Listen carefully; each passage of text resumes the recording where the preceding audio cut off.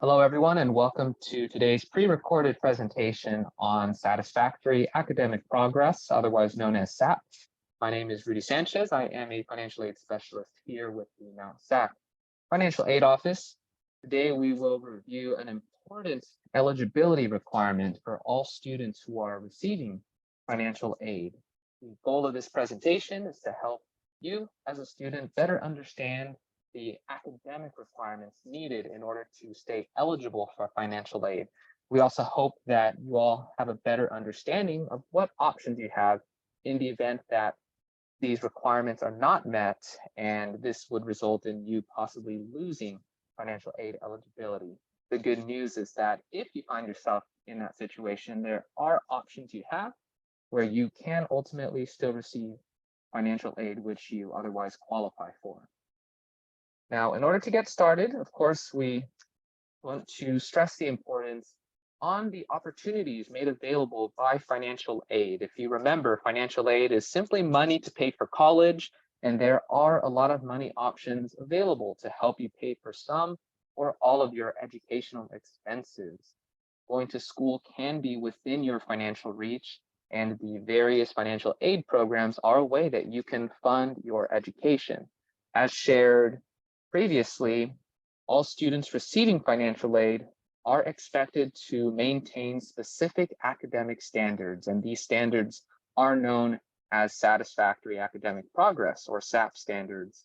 This is a requirement regardless of what college you go to. Any college or university offering financial aid money is required to create a SAP policy, which all students who are financial aid recipients must meet and satisfy. Here at Mount SAC, those standards will look as follows. There are standards regarding the grade point average students are expected to meet. There is a standard regarding the minimum amount of units that you need to complete, or PACE. And there is even a standard with respect to the amount of units a student is allowed to complete. This is known as maximum time frame, or MTF. We're going to look at each standard individually and then discuss what those requirements look like. For the grade point average standard, all students are expected to maintain a minimum cumulative GPA, or grade point average, of 2.0. Now, this is a C average. If a student were to always obtain a letter grade of C in every class they were to take, then that student would have a 2.0 grade point average. Keep in mind that the grade point average is cumulative, meaning that we do look at all courses a student is going to take from the very beginning of the student's enrollment here at Mount SAC until the student has finished their enrollment here at Mount SAC. Other than the grade point average, there is a requirement regarding passing of units. All students are expected to maintain a minimum completion percentage of 67%. Now, if a student were to withdraw from a class, or fail a class, or even obtain an incomplete grade, these are all non-passing grades and would result in a reduction of the student's completion percentage. Please keep in mind that if you do choose to withdraw from a class, obtain an incomplete, or if it does happen where you're not able to successfully complete the course, this can result in your overall completion percentage falling below the 67% minimum requirement. What we do is we look at the amount of units or credits that the student has successfully completed, and we divide that by the amount of total credits that the student has attempted. Similar to the grade point average requirement, this is also a cumulative review, meaning that we look at all courses taken here at Mount SAC. This is how we look at your completion percentage throughout each semester. Here we have an example to help illustrate this particular requirement.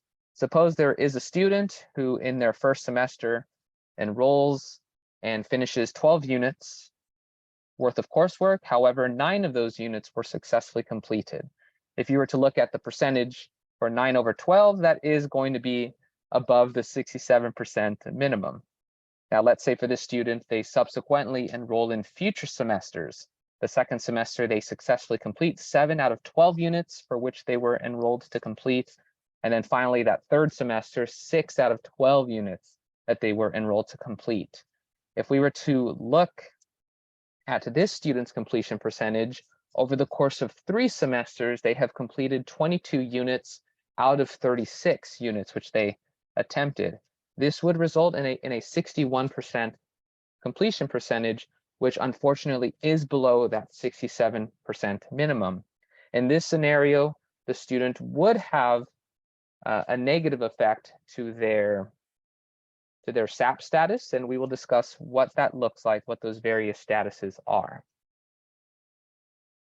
As we discussed, anytime you are unable to successfully complete a course, this could result in negative consequences or effects to your SAP status. We do strongly recommend that students work closely with the Financial Aid Office. If you are in a position where you're considering dropping a class, do make sure that you speak with our office. For some students, dropping a class or dropping classes will not have any negative consequences.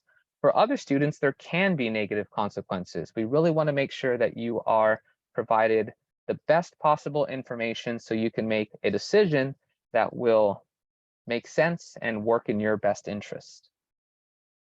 Let's look at the last requirement for the SAP standards which we are reviewing, and that is the requirement for maximum time frame, or MTF. In general, students who are enrolled in a given program will have an amount of units that they need to complete for their specific program. In order to meet this specific SAP requirement, students are expected to finish their given programs within a certain amount of units. In other words, a student cannot take what's considered an excessive amount of units before ultimately completing their program. If the student does take above a maximum amount of units for that program, their financial aid can become negatively affected. This is how we look at and calculate a student's maximum time frame for their program. What we essentially do is we look at the amount of units required for the program, and we multiply those units by 150%. On the slide here, we have examples. If a student were enrolled in an associate degree program consisting of 60 units, 150% of that program length is 90 units, meaning that the student in an associate degree program of 60 units must finish their program before they complete 90 units or more. If they do complete that amount of units, that is no longer meeting this SAP requirement and would result in disqualification of some financial aid opportunities. Similarly, suppose a student is enrolled in a certificate program consisting of 30 units, then 150% of that unit length is 45 units, meaning that the student in that particular program would have to finish their 30-unit certificate program before completing 45 or more units.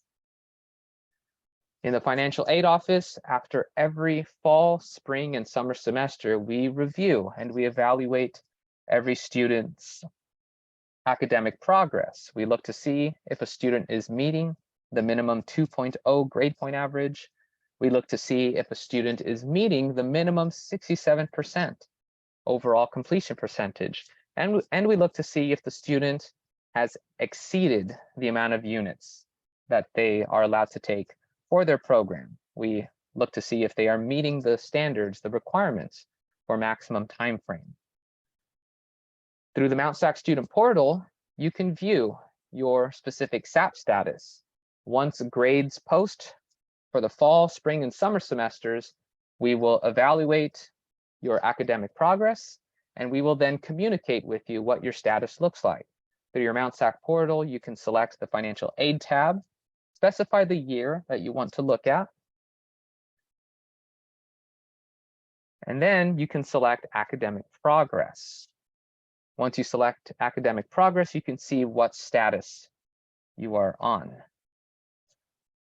On the screen, you can view the different SAP statuses here at Mount SAC. Students will begin with a satisfactory status. Satisfactory would indicate that you are meeting all of the SAP requirements that we have covered. If at any point a student is not meeting the grade point average requirement or the completion percentage requirement, that student would get placed on a warning status.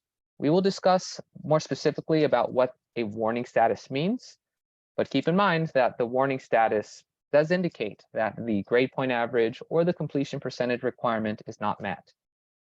Students who, after being on SAP warning, are still unable to meet the grade point average requirement or the completion percentage requirement would eventually get placed on the suspended status.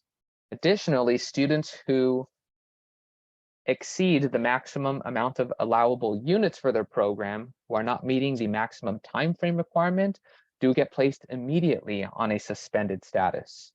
Now, something to keep in mind is that the suspended status is strictly a financial aid status. This is not something that we report on your transcript. We do not contact other schools and notify them of your suspended status. This is strictly for internal record keeping and a financial aid status used to confirm your eligibility for financial aid money.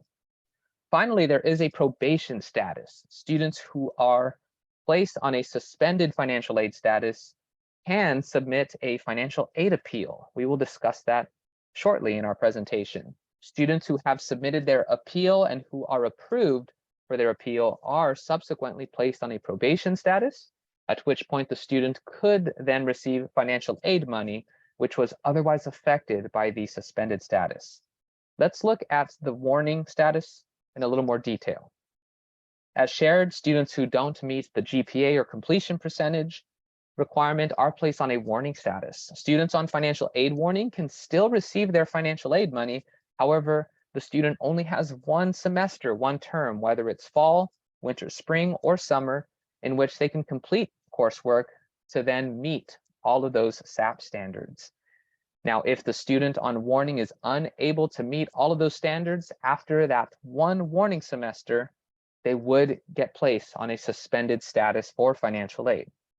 Now, at this point, the student would have two options. If a student sees that they are on a SAP suspended status, they can continue with their coursework. We see this often where many students can still register for classes. They can still complete their courses. Now, it could happen that the student would not have any financial aid options. And so the student would have to expect to possibly pay those fees or cover their educational expenses without financial aid. However, once the student completes enough classes, however many semesters that might take, once the GPA and the completion percentage is where it needs to be, the student can then receive financial aid by getting back onto a satisfactory status.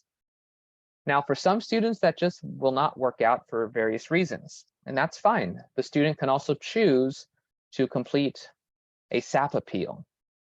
The financial aid's appeal, the SAP appeal, is an opportunity for a student to explain what extenuating or mitigating circumstances have happened that affected the student's ability to complete their courses or to fully participate in their learning. As shared, if there were some of those life circumstances, those difficult situations or conditions that affected a student's ability to successfully complete their courses, then the student would have the option to submit the financial aid appeal. Here is an overview of some reasons why you would want to submit a financial aid appeal. There could have been some of those extenuating circumstances like illness, perhaps a car accident, perhaps there was a loss of a job. There can be various issues, various circumstances that came up perhaps during the semester and that really could have affected a student's ability to finish their classes. Another reason to consider the appeal is perhaps as a student, perhaps there was a change of program, a change of major. Students who have to change their program or major might find themselves taking a lot of extra classes, or they might now be in a program requiring a lot of prerequisites. If there were some of those changes due to changes in educational goals and career plans, then you can explain that through the financial aid appeal. Another reason to appeal is that there could be an issue with respect to the amount of remedial coursework. Perhaps given a program or given your educational journey, there were a certain amount of remedial classes, extra classes you had to take for different reasons. You do have the opportunity to explain that through the financial aid appeal, and we can certainly consider them. The financial aid appeal is available electronically through the financial aid website.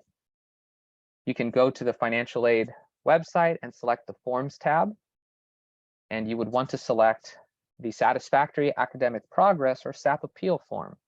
You will then have access to an electronic form, which you can fill out and submit electronically. Appeals that are submitted are typically reviewed within 2 weeks. Depending on when you submit the appeal, there is a corresponding date where a committee will review your appeal and make a decision.